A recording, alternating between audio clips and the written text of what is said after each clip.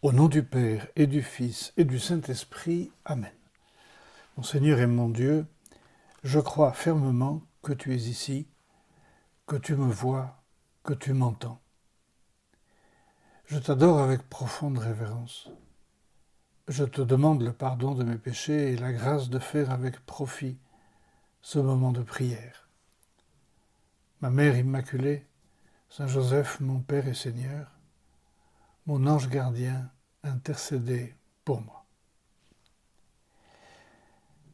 Des foules suivent Jésus. C'est la scène que nous raconte l'évangile d'aujourd'hui, mais c'est une scène que l'on retrouve très souvent dans les évangiles. Oui, le Seigneur est suivi, on pourrait même dire poursuivi par les foules. Pourquoi les gens le suivent-ils et le poursuivent-ils ? Tout simplement parce qu'ils ont entendu parler de ce qu'il prêchait et de ce qu'il faisait. Ces paroles étaient des paroles, les gens buvaient ces paroles, c'était des paroles de sagesse, des paroles très encourageantes, très enthousiasmantes, qui les mettaient en contact avec le royaume des cieux, avec l'amour de Dieu le Père, mais aussi de manière beaucoup plus concrète et peut-être un peu moins glorieuse, mais aussi parce que voulez-vous, c'est comme ça, il s'attachait aussi aux miracles de Jésus. Il faisait beaucoup de miracles. Il guérissait. Il guérissait. Évidemment, quand on est affecté d'une maladie, si on vous dit, dans la vie courante de tous les jours, si vous êtes affecté par quelque chose et que vous avez un ami, une amie qui vous dit « Ah, mais je connais un très bon médecin qui est spécialiste dans ce genre de maladie, ce genre de douleur, va le voir. » On y va, on y va. Là, le bruit courait aussi. Jésus guérit, et guérit beaucoup, et guérit vite. Il faut avoir la foi, bien sûr, mais il guérit. Nous avons aussi des choses très concrètes à demander au Seigneur. C'est normal. Notre vie de foi, parce que nous avons la foi et parce que nous voulons que notre foi soit vivante, notre foi se nourrit d'un dialogue avec le Seigneur. Et dans ce dialogue, nous lui expliquons ce qui nous arrive, ce qui va, ce qui ne va pas. Et très souvent, nous avons envie de dire au Seigneur, écoute, ce qui ne va pas, j'aimerais que ça aille. Ce qui pourrait aller mieux, j'aimerais que ça aille mieux.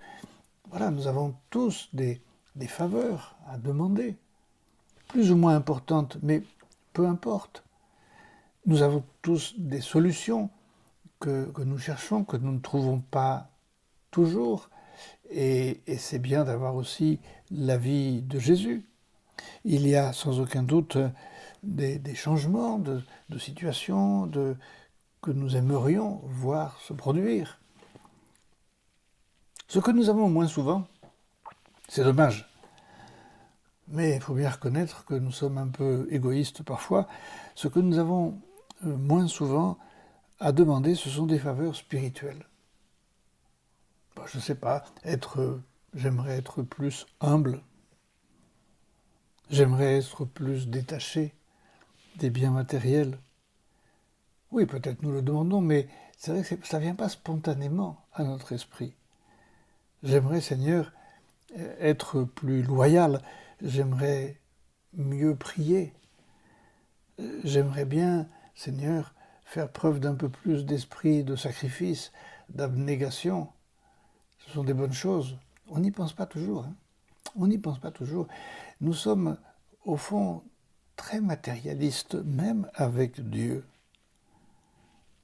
Mais revenons aux foules, parce que nous faisons partie de ces foules. L'Évangile nous dit que les foules se précipitaient sur lui pour le toucher. Se précipitaient sur lui pour le toucher. On se souvient tous de ce passage de l'Évangile où il y a encore une fois une foule qui presse Jésus, et puis une femme toute tremblante s'approche par derrière pour toucher, pensait-elle, ne serait-ce que la frange de son manteau. Et lorsqu'elle touche la frange du manteau de Jésus, Jésus se retourne. « Qui m'a touché ?» Et les disciples lui disent « Seigneur, mais la foule te presse de tous côtés, qui t'a touché ?» Mais il y a des dizaines, des centaines de personnes qui veulent te toucher. Oui, non, mais il y en a une qui m'a touché différemment. Et la femme se fait connaître et elle est guérie. Femme, ta foi est grande. Ta foi est grande. Est-ce que nous avons besoin de guérir, nous aussi, sur tel ou tel sujet? Est-ce que nous avons besoin de quelque chose? Sûrement, nous avons besoin de quelque chose. Mais que pouvons-nous aller toucher? Jésus, tu n'es plus physiquement là, présent parmi nous. Alors, les gens qui se rendent à Lourdes, par exemple, oui, ils vont, c'est la tradition. On passe dans la grotte où la Vierge est apparue et beaucoup de gens laissent traîner leurs mains sur toute la surface du rocher tout le long du parcours parce que, voilà, on aime bien toucher. Voilà, on sent que peut-être la Vierge va nous écouter un peu mieux. Les gens qui se rendent dans la basilique Saint-Pierre de Rome, très souvent vont toucher le pied de la statue de Saint-Pierre, voilà, et pour lui demander quelque chose. Les reliques, très souvent, voilà, on est en présence de reliques et on aime bien aller embrasser une relique, c'est-à-dire la toucher. Tout ça, c'est très bien. On n'est pas obligé d'avoir ce genre de dévotion, mais on ne peut pas reprocher aux gens qui éprouvent le besoin d'aller toucher quelque chose de le faire. Mais il y a quand même beaucoup mieux qu'un rocher, qu'une statue, qu'un objet. Il y a l'Eucharistie. Dans l'Eucharistie, nous touchons Jésus. Nous touchons Jésus. Peut-être avez-vous déjà entendu, je ne sais pas, cette histoire que racontait volontiers Saint José-Maria, enfin une histoire qu'il s'imaginait d'une maman qui vient de donner son bain à son enfant et qui est en train de le sécher, elle l'a peut-être frictionné un petit peu à l'eau de Cologne, et puis voilà, elle l'enveloppe, elle l'emmitoufle dans une serviette de toilette, et puis elle lui fait un gros câlin, et à un moment donné, elle lui dit, en plein milieu de ce câlin, « je te mangerai ». Évidemment, elle ne le fait pas. Elle ne va pas le manger. Mais Jésus, nous disait Saint José-Maria, Jésus nous aime tellement qu'il nous dit « mange-moi ». Mange-moi, j'ai pas d'inconvénient. Mange-moi, parce que je voudrais entrer en toi. Et lorsque nous allons communier, nous faisons entrer Jésus en nous. Est-ce que nous nous rendons compte de cela? Est-ce que nous nous rendons compte que nous aussi, si nous voulons guérir, il nous suffit peut-être d'aller toucher Jésus et qu'en tout cas, les progrès de notre vie spirituelle, nous allons faire des progrès dans notre vie spirituelle dans la mesure où nous allons toucher Jésus avec une foi plus grande.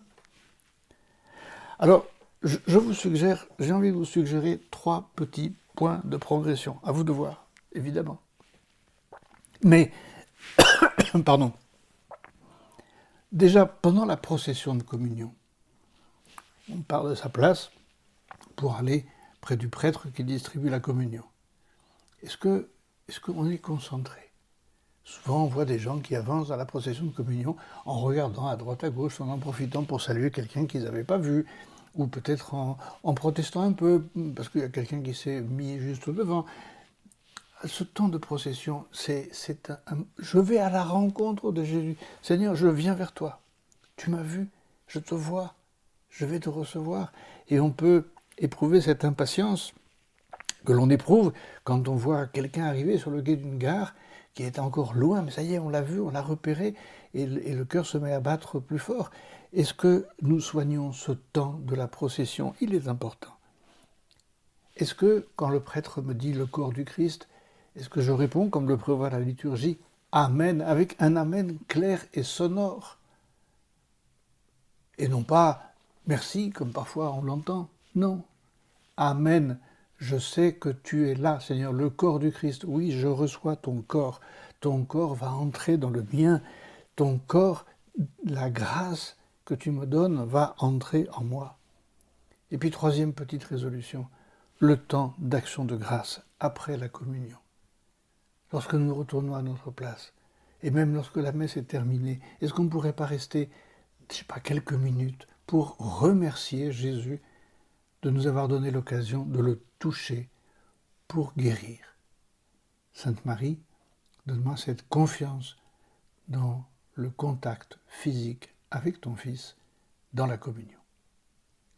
Je te remercie, mon Dieu, des bonnes résolutions, des actes d'amour et des inspirations que tu m'as communiquées dans cette méditation. Je te demande de m'aider à les mettre en pratique. Ma Mère Immaculée, Saint Joseph, mon Père et Seigneur, mon ange gardien, intercédez pour moi.